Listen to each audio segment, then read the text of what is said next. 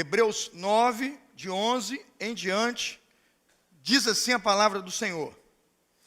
Mas vindo Cristo, sumo sacerdote dos bens futuros, por um maior e mais perfeito tabernáculo, não feito por mãos, isto é, não desta criação, nem por sangue de bodes e bezerros, mas por seu próprio sangue, entrou uma vez no santuário, havendo efetuado, leiam comigo, uma eterna redenção. Grave comigo, uma eterna redenção. 13. Porque se o sangue de touros e bodes e a cinza de uma novilha aspergida sobre os imundos os santifica, quanto à purificação da carne, veja a expressão, quanto mais o sangue de Cristo, que pelo Espírito eterno se ofereceu a si mesmo, imaculado a Deus, purificará as vossas consciências das obras mortas, para servirdes ao Deus vivo. Por isso é mediador de um novo testamento, para que, intervindo a morte para a remissão das transgressões que havia debaixo do primeiro testamento, os chamados recebam a promessa da herança eterna. Porque onde há testamento, é necessário que intervenha a morte do testador. Porque um testamento tem força onde houver morte, ou terá algum valor enquanto o testador vive. Por isso também o primeiro não foi consagrado sem sangue. Porque havendo Moisés anunciado a todo o povo todos os mandamentos segundo a lei, tomou o sangue de bezerros, dos bodes, com água, lã púrpura e sopo, aspergiu tanto o mesmo livro como todo o povo, dizendo: este é o sangue do testamento que Deus vos tem mandado. E semelhantemente aspergiu com sangue o tabernáculo e todos os vasos do mistério. E quase todas as coisas, segundo a lei, se purificam com sangue, e sem derramamento de sangue não há remissão. Vamos ler juntos a última expressão. E sem derramamento de sangue não há remissão, não há perdão. Vamos orar. Bondoso Deus e amado Pai, esta palavra é para a sua igreja. Esta palavra, ó Deus, é para os filhos da redenção. É a canção dos redimidos. E a certeza de que fomos comprados, lavados e remidos pelo sangue do Cordeiro. É a declaração de liberdade definitiva.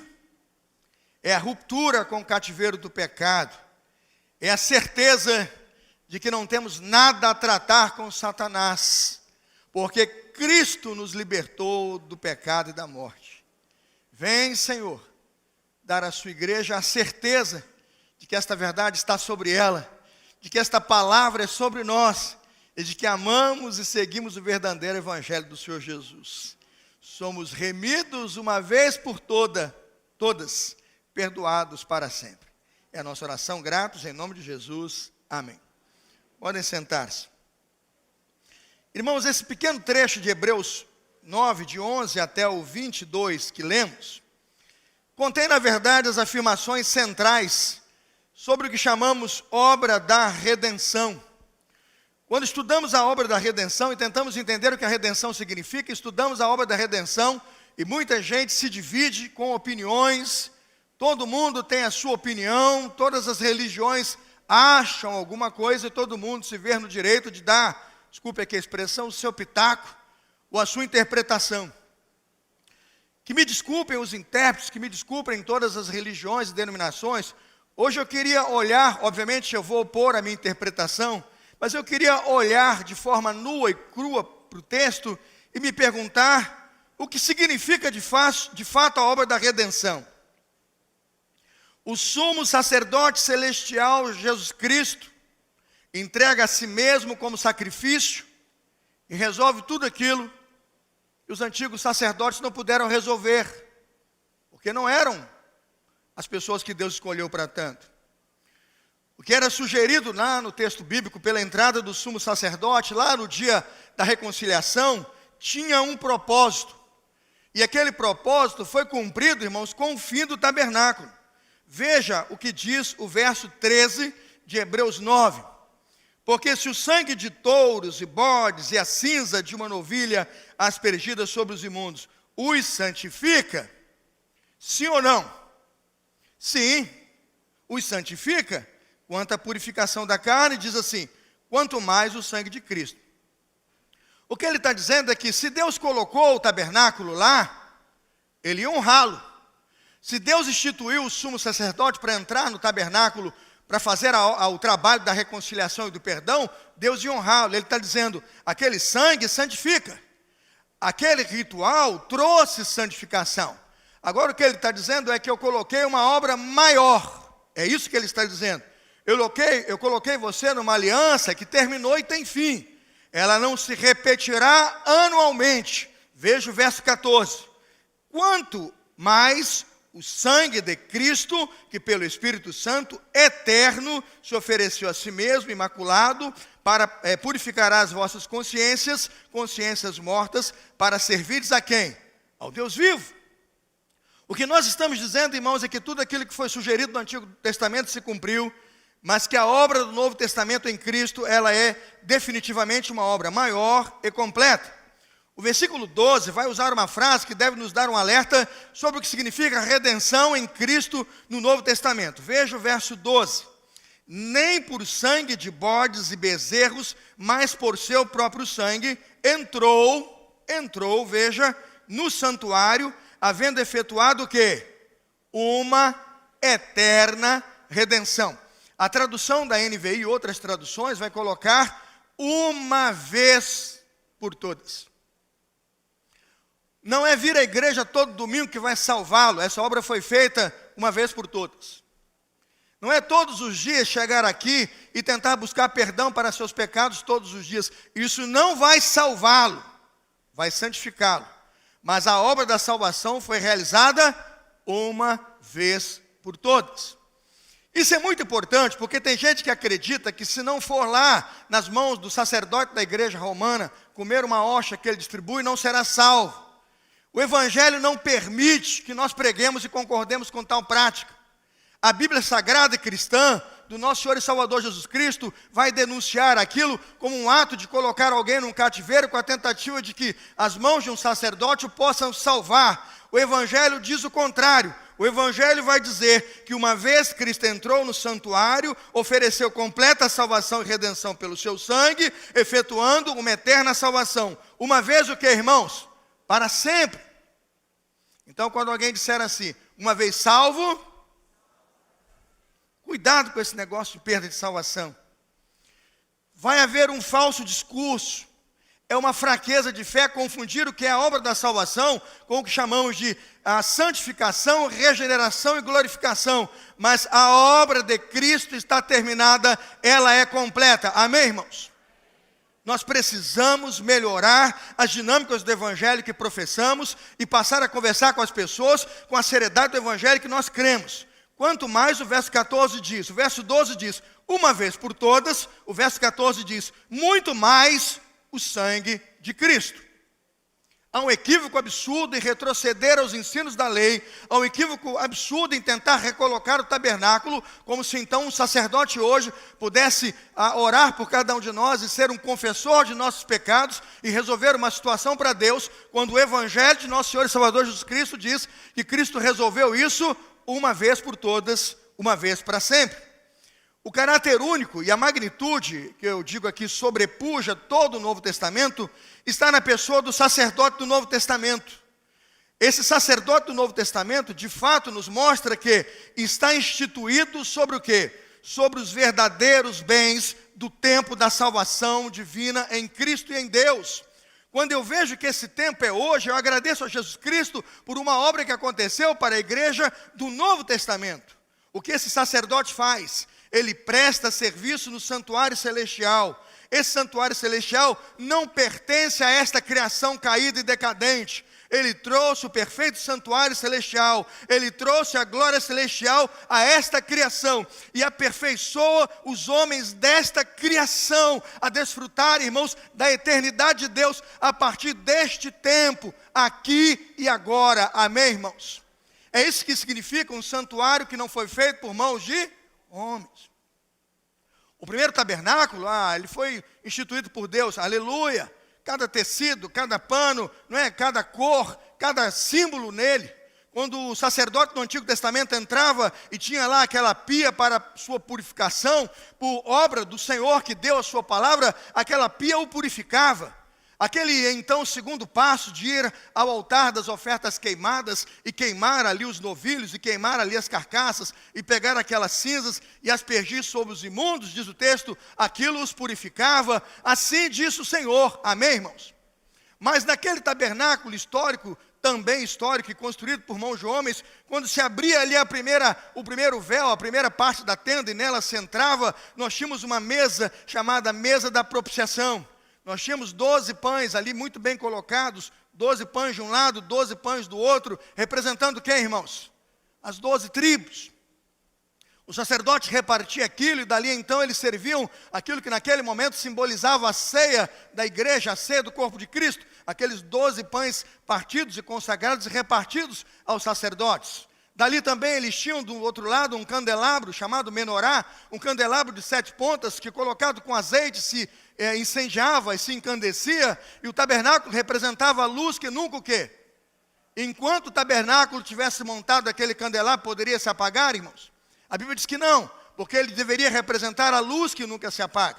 E o texto diz mais, que passados ali, todas aquela primeira fase do tabernáculo, eles abriam então o segundo véu, e ali só o sumo sacerdote entrava, ali só uma vez por ano se podia entrar, e só um homem era escolhido para entrar naquele espaço. Eles entravam ali e tinham o que ali, irmãos?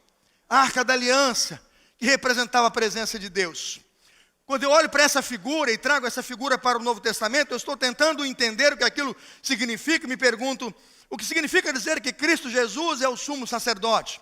Significa dizer, irmãos, que todo o ritual de purificação foi realizado por Cristo.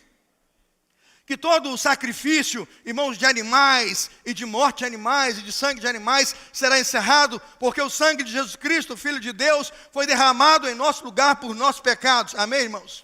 Que o pão que hoje celebramos e erguemos o pão mensalmente, a dizer o pão é o corpo de Cristo, o vinho e o cálice que bebemos é o sangue de Cristo, e dizemos esta igreja é o corpo de Cristo, nós celebramos a comunhão e a salvação que temos então em Cristo, conquistada, não veja, num tabernáculo feito por mãos de homens, mas feito e instituído pelo próprio Deus, que trouxe um reino divino, uma glória divina para nós, homens imperfeitos. Amém, irmãos?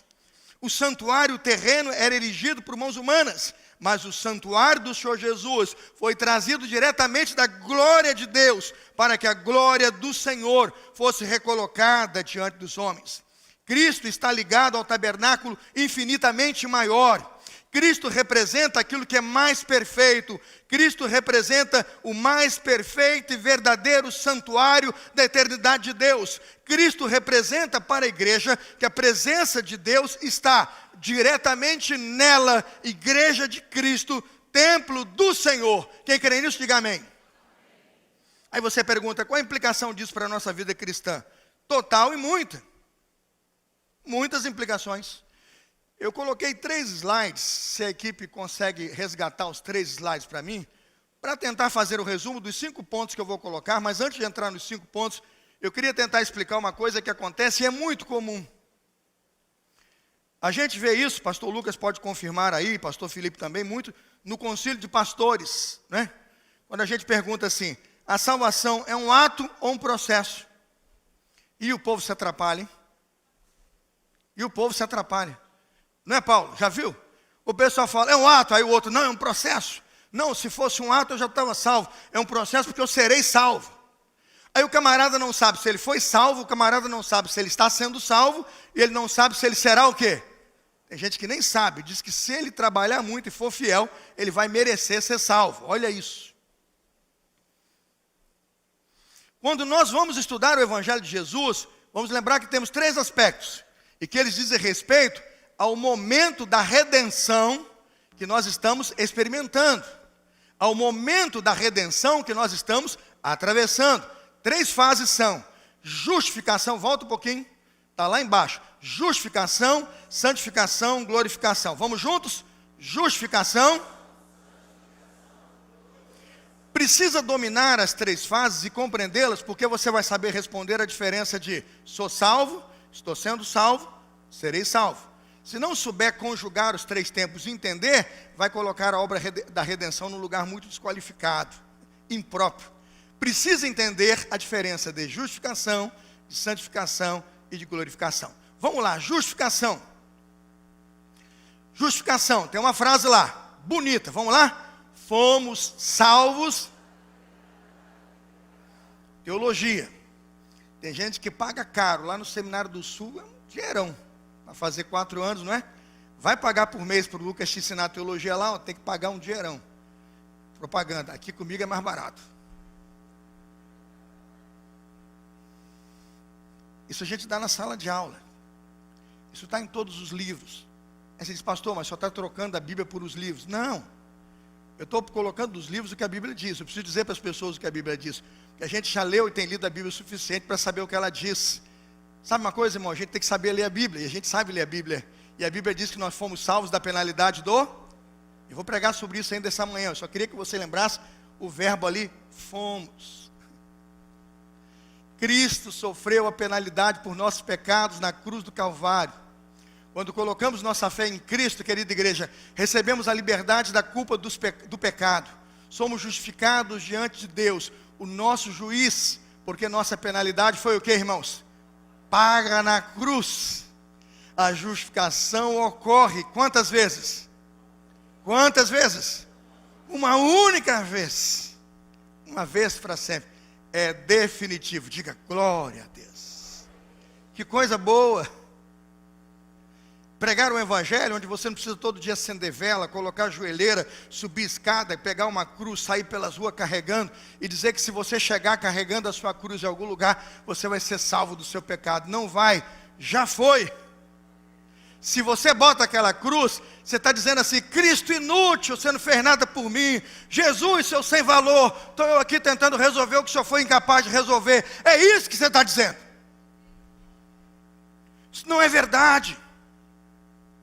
Você não pode fazer isso, não deve fazer isso, por quê? Porque a graça de Jesus é suficiente. Ele ama tanto você, e olhou para você com suas imperfeições e disse, suas perfeições não vão levar você para a glória, mas acredite, eu vou levar. Eu paguei um preço suficiente para o quê?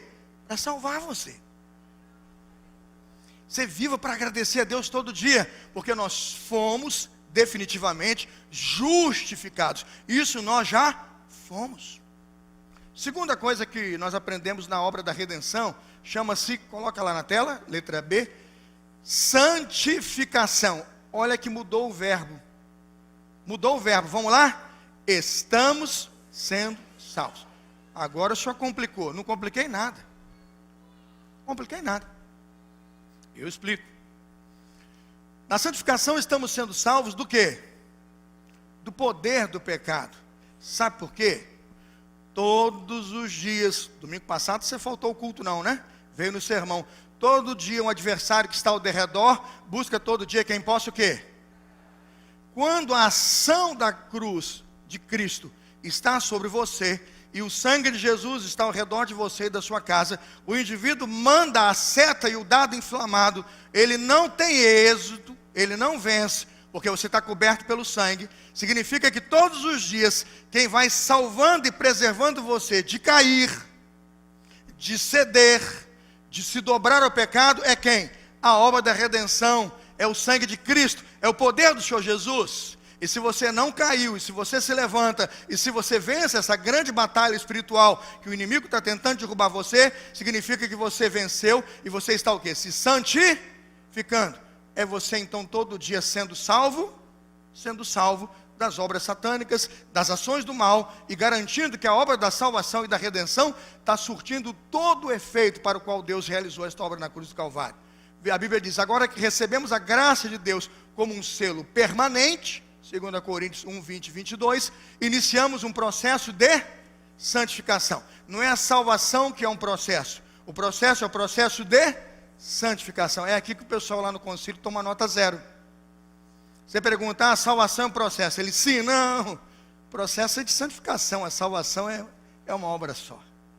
Mas a santificação é um processo. Eu vou vivê-la do dia 0 do meu nascimento ao ano 100, quando Deus me chamar à sepultura. Amém? Porque depois disso eu já serei glorificado. Terceiro nível de compreensão das obras do novo santuário de Jesus aqui neste mundo. O terceiro nível, está na tela, letra C. Será que vai? Letra C. Qual é o verbo? Qual é o verbo? Presente, passado ou futuro? Aí você diz, então eu não sou salvo, serei salvo. Veja, eu serei glorificado. Eu estou salvo, eu sou salvo. Viu? Eu estou em processo de santificação, mas eu serei o quê? Glorificado. Eu ainda não fui. Aí é a diferença quando você precisa entender e conjugar com clareza os três tempos para entender o que a obra da redenção realizou. Seremos salvos, glorificação. Seremos salvos da presença do pecado. Quando concluirmos a jornada nesta terra, entraremos aonde, irmãos? Na presença do Senhor, para viver com Ele por uns anos, é isso? Isso é glorificação. É quando toda a obra terminar e nós, após a ressurreição, recebemos um corpo o quê? Glorificado. Esse é o Evangelho de Jesus. Se você tinha dúvidas, não tem mais. Se alguém te chamar a esse terreno arenoso do debate da salvação, você diga, eu sei a diferença do que é redenção, eu compreendi o que é salvação, eu sei muito bem a diferença entre justificação, vamos lá? Santificação e... porque você é batista raiz, e batista raiz estuda a Bíblia, e sabe, pede a Deus que saiba compreender o Evangelho do nosso Senhor e Salvador Jesus Cristo. Vamos então passar ao primeiro ponto desta manhã. Eu quero que você pegue o boletim dominical, pega o boletim, na capa do boletim, e acompanha comigo os 5 parágrafos que estão aí, porque eu não vou ter muito tempo, então eu vou rapidamente resumir para os irmãos o que está nos 5 parágrafos do boletim. O primeiro deles, no segundo parágrafo, o primeiro deles, a verdade é que Cristo redimiu o seu povo, de quê? De todo o pecado. Quando você celebrar comigo um culto de gratidão nesta manhã a Deus pela obra da redenção, está no seu boletim, na primeira página. Agradeça a Deus, porque Cristo redimiu o seu povo de todo o seu pecado. Pastor, aonde está isso? Vamos abrir Romanos 11, 26 e 27. A minha equipe vai abrir na NVI. Romanos 11, 26 e 27. Abra na NVI. A minha equipe vai abrir na NVI, para eu poder acompanhar com vocês. Romanos 11, 26 e 27. E assim todo Israel será salvo, como está escrito.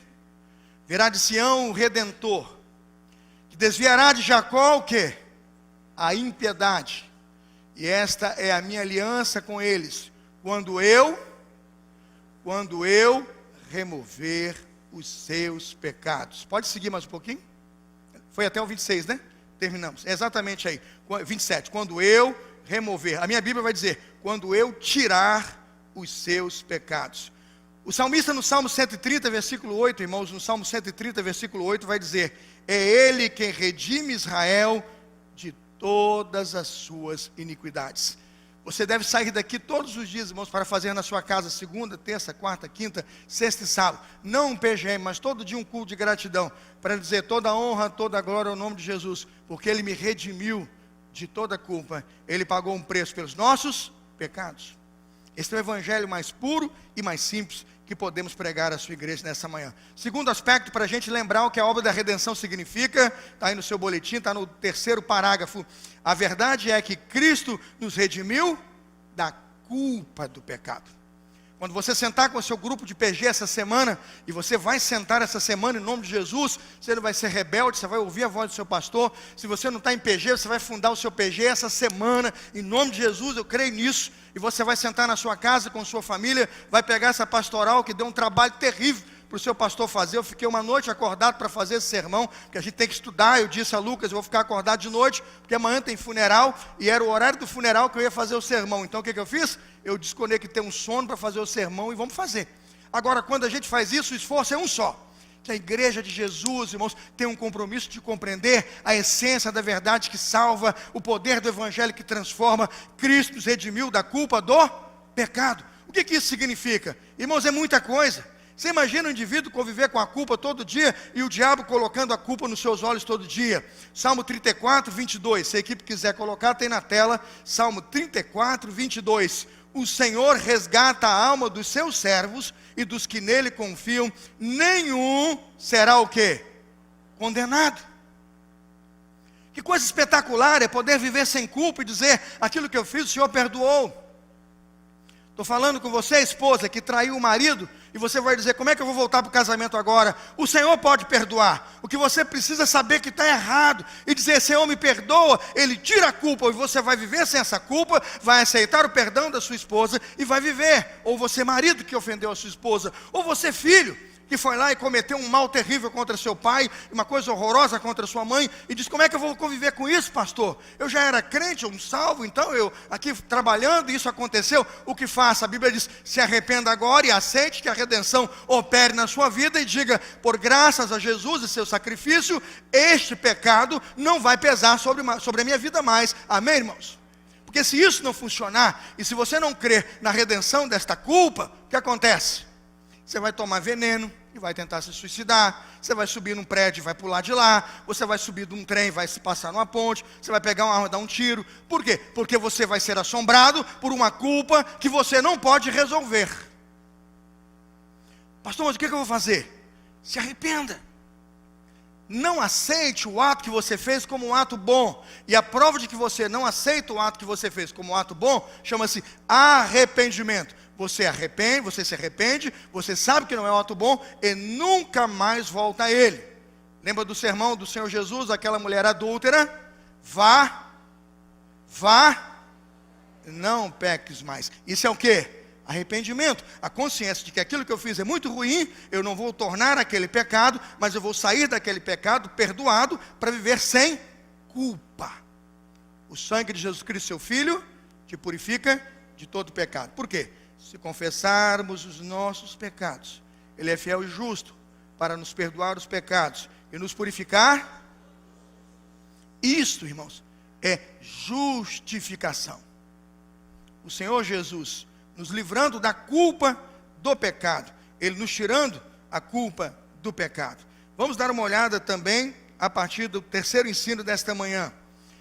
A verdade é que Cristo nos redimiu, veja lá, do poder do pecado. Aqui, irmãos, uma palavra ao pessoal que está pecando e tem prazer de pecar e diz que é crente. Vou repetir. Um recado a você que está pecando, cometendo pecados horrorosos, e depois vem para a igreja e diz que é crente. Você não é crente, você não é regenerado. Eu não estou te julgando, é a Bíblia que já te diz que você já é condenado. Não venha me confundir e me trocar com o seu bate-boca secular aí. Eu não estou te julgando. Pela Bíblia você já está condenado. Por quê? Porque um crente, ele não tem prazer no pecado.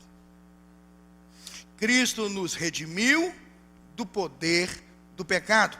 Dá uma olhada em Hebreus capítulo 2. Vamos lá, pessoal? Hebreus capítulo 2, vamos abrir Hebreus 2, 14 e 15. Vamos lá, já estou concluindo, só faltam 2 e eu concluo. Hebreus 2, 14 e 15. Abra sua Bíblia. Se você não tem a Bíblia nas mãos, pega o seu celular que tem uma Bíblia aí. E se você está visitando a gente, baixa um aplicativo de Bíblia agora. Vai ser muito útil. Baixa um aplicativo de Bíblia aí. Seja alguém que vai confiar no ensino do Senhor. O Senhor quer te abençoar com a palavra dele. Hebreus, capítulo 2, versos 14 e 15. Está lá. Ó. Portanto, visto que os filhos são pessoas de carne e sangue, ele também participou dessa condição humana, para que por sua morte, olha o que acontece com a morte de Jesus em condição de homem, olha o que ele fez, para que em sua morte derrotasse o quê? Aquele que tem todo o poder da morte, isto é, quem?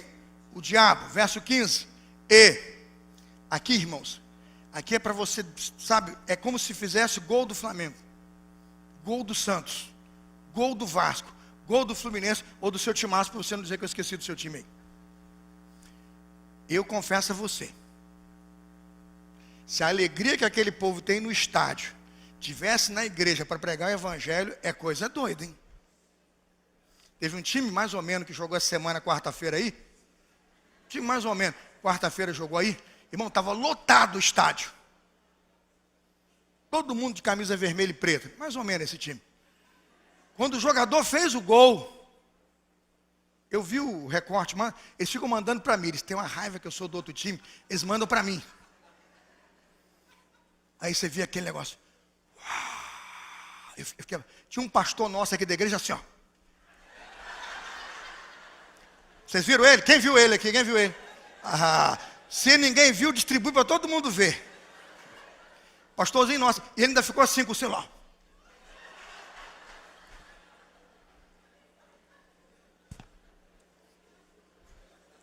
É gente boa. Nosso pastor é um dos melhores crentes que eu conheço. Olha, vá no estádio. Vá no estádio. Nade na piscina. Jogue futebol. Vibre. Nossas crianças. Faça tudo. Porque quer comamos, quer bebamos ou façamos qualquer outra coisa, tudo seja feito. Agora, traga essa alegria para o evangelho. Vibra no evangelho. E é isso que o evangelho faz. É aqui que eu queria que você dissesse assim: é gol, aleluia, hein? O frangueiro do diabo perdeu. É isso que é o evangelho de Jesus. E libertasse aqueles que durante toda a vida estiveram o quê? Eu era morto, irmãos. Estava morto e revivi.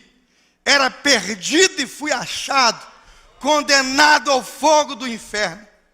Um imundo e sujo pecador. Mas Cristo me amou. Diga aleluia. Glória a Deus. É o nome do Senhor Jesus. Não dá para viver um evangelho tímido. Eu tenho que todo dia dizer: eu não tenho medo da morte. Eu nem sei que dia essa semana. 7h30 da manhã me ligou a irmã Maria do Carmo. Pastor, o senhor vem? Eu logo vi a ligação. Foi quarta? Vem, vou. Tomei banho, mudei minha roupa e fui. Cheguei lá, meu melhor amigo aqui da igreja. Eu conheci Zacarias em 96, quando ele foi batizado. Eu caminho com ele desde aquele dia. Meu amigo, da recepção. Estou ali com ele, a filha chorando. Eu, calma minha filha, Dona Maria do Carmo, que eu amo, chorando. Calma minha irmã. E o que eu faço? O que eu faço é confiar. Ele me livra, está no final do versículo. Ele me livra do medo da morte. Eu segurei a mão do Zacarias do lado da cama e começamos a cantar. Não é? Como é que eu cantei? Primeiro eu cantei? Eu cantei um outro antes. Eu cantei aquele do crer e observar tudo quanto ordenasse. O fiel obedece ao que Cristo mandar. E depois cantei também o segredo do viver. O segredo do viver. Não é isso? O segredo do vencer. É em Cristo confiar. Nunca, nunca. Depois eu virei da cama, fui para o outro lado, chamei a irmã Maria do Carmo ficou ali. Ela ficou segurando a cabeça dele, ele respirando já fraquinho. Aí ela falou: o pastor está aqui. Ele olhava, fechava, respirando fraquinho. Eu percebi que a respiração foi diminuindo tanto que eu falei: ele vai partir agora. Eu percebi.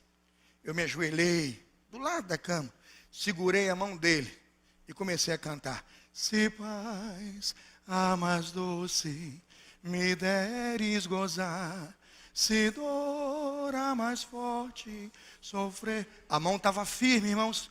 A mão estava firme. Firme. Aí eu disse: ó, certo eu estou, ó mercê, sem igual, que feliz. Sempre sou. Foi aqui. Sou feliz. A mão soltou. A mão ficou fria. A mão soltou. Maria do Carmo foi e bradou: pastor. Eu falei: ele está indo. Ele já foi. Ele já não está aqui. Ele passou. Mas o Redentor o recebeu. Porque nenhum pecado pode segurá-lo. Se você não tem Jesus, vai ficar todo mundo na sua cama em desespero. na sua casa em terror, vai ser um grita-grita, um corre-corre, porque ninguém sabe para onde você está indo, o que você está fazendo, quem está te segurando.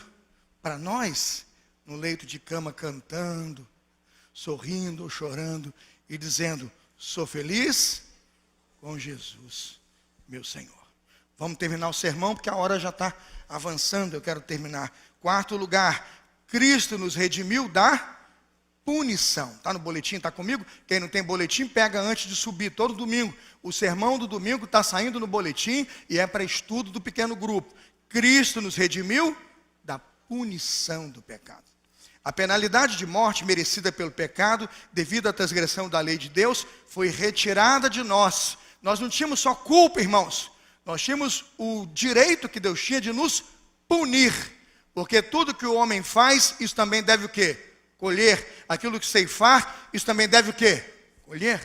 Se plantar, vai colher. Mas na graça de Jesus, Ele nos redimiu, diz o Evangelho, da punição do pecado.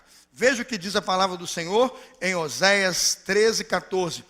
A Bíblia diz, eu os remirei do poder do inferno, os resgatarei da morte. Aí 1 Coríntios 15:54. Onde está, ó morte, a tua vitória? Onde está, ó morte, o teu aguilhão? Tragada foi a morte com a vitória. Repita comigo. Tragada foi a morte com a vitória. Cristo nos redimiu da punição do pecado. Vamos terminar? Último lugar, eu vou terminar e encerrar esta mensagem. Quinto e último lugar, o que a obra da redenção fez e faz? Cristo nos redimiu da presença do pecado. Ah, pastor, quando isso vai acontecer de fato? Ele nos vai redimir e vai nos livrar da presença de todo mal, quando Ele nos glorificar e nos chamar à sua presença. Romanos 8:23. Romanos 8:23. Também nós que temos as primícias do Espírito, igualmente gememos em nosso íntimo, aguardando a adoção de filhos, a saber, a redenção do nosso corpo. Já temos a redenção dos nossos pecados. Já temos a redenção da ação e da atuação do pecado. O que aguardamos agora é a última obra da redenção. A redenção do nosso corpo. Vamos descansar, vamos dormir, vamos ressuscitar no Senhor e vamos estar com Ele em glória. Fique de pé comigo em nome de Jesus. Vamos terminar de pé, todo mundo junto? Abra o Evangelho de Lucas e vamos terminar esta mensagem com o poder que ela tem, com a autoridade que ela tem, com a graça do Evangelho que ela tem. Lucas 21, 27 e 28. Vamos lá? Abra a sua Bíblia, mesmo que a equipe vai projetar e vai, queria que você abrisse a sua Bíblia. Lucas 21, 27 e 28.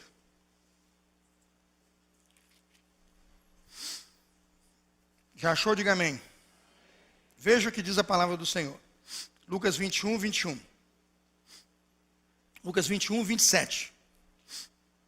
Então verão vir o Filho do Homem numa nuvem, com poder e glória. Ora, quando essas coisas começarem a acontecer, olhai para cima, levantai as vossas cabeças. Por quê? Essa é a última fase da redenção. Essa eu ainda não cheguei. É nela que a gente vai dizer o verbo no futuro. Seremos redimidos. Você tem que saber que nível de redenção você fala quando coloca o verbo no futuro. A redenção, justificação, já foi. A redenção, santificação, está acontecendo.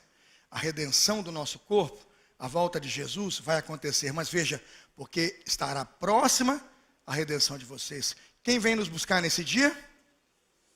Você está pronto?